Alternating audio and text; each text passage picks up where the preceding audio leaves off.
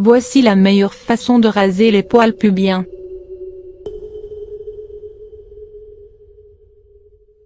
L'épilation du maillot est une opération assez délicate. Cette partie intime est très sensible et peut être sujette à des irritations ou des brûlures. Voilà pourquoi il est très important de s'épiler correctement, peu importe la méthode d'épilation adoptée. Le rasage, la méthode la plus pratique, peut particulièrement entraîner des coupures, des boutons et des démangeaisons, s'il n'est pas effectué de la bonne manière. Découvrez comment raser les poils pubiens et éviter tout désagrément. Les poils pubiens apparaissent durant la période de puberté, accompagnés de plusieurs autres changements dans le corps. Si ces poils sont considérés comme inesthétiques par la plupart des femmes, il ne faut pas nier leur rôle important dans la protection de cette partie intime. En effet, les poils du pubis permettent de limiter les frottements de la peau et favorisent son glissement, ce qui évite les irritations. Ils protègent également le vagin des bactéries et microbes qui peuvent s'y aventurer. Ainsi garder ses poils pubiens peut servir à éviter les infections, tandis que les épiler intégralement rend cette partie intime plus exposée et peut entraîner des irritations de la peau. Voilà pourquoi, il est conseillé de limiter les fréquences d'épilation et de choisir des méthodes adaptées à son type de peau.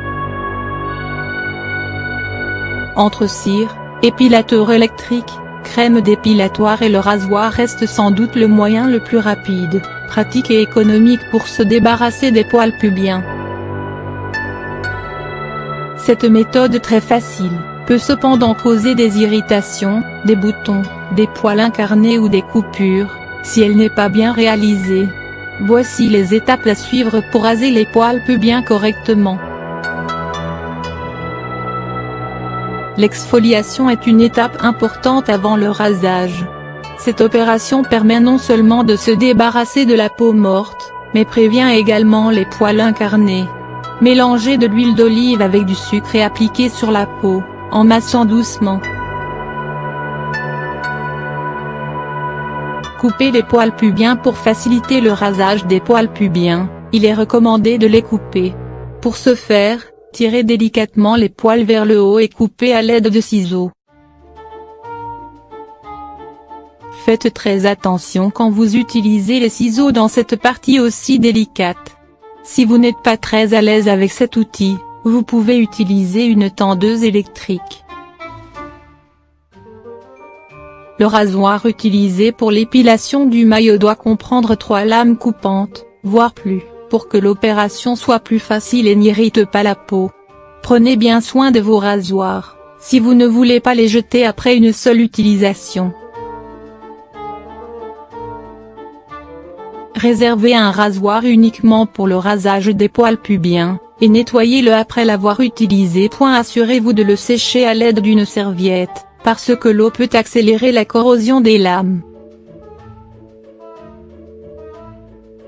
Il est très important d'étirer la peau lors du rasage, parce que les rasoirs sont plus efficaces quand utilisés sur une surface plate.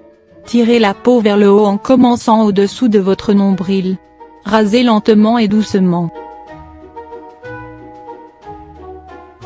Se raser dans le sens du poil ou dans le sens contraire du poil, telle est la question si vous faites face à ce dilemme durant chaque séance de rasage. On vous affirme que la première option est la meilleure, surtout s'il y avait une peau sensible.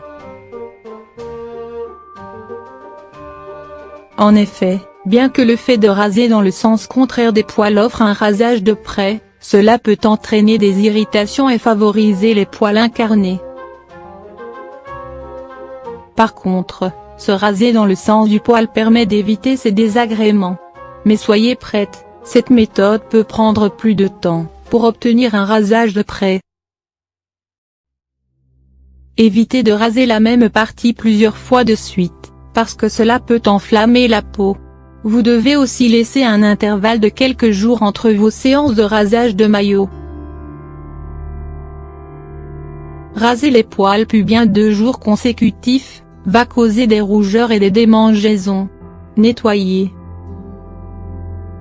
Une fois que vous aurez terminé le rasage, passez au nettoyage. Prenez votre savon habituel et lavez toute la zone pour enlever tous les poils collés sur la peau. Toutefois, faites très attention à ce que le produit ne pénètre pas votre vagin. Rappelons que cette zone du corps n'a besoin que d'eau pour être lavée, parce qu'elle est capable de s'auto-nettoyer. Le savon peut troubler l'équilibre de l'écosystème vaginal, ce qui rend le vagin plus vulnérable aux infections. Hydrater.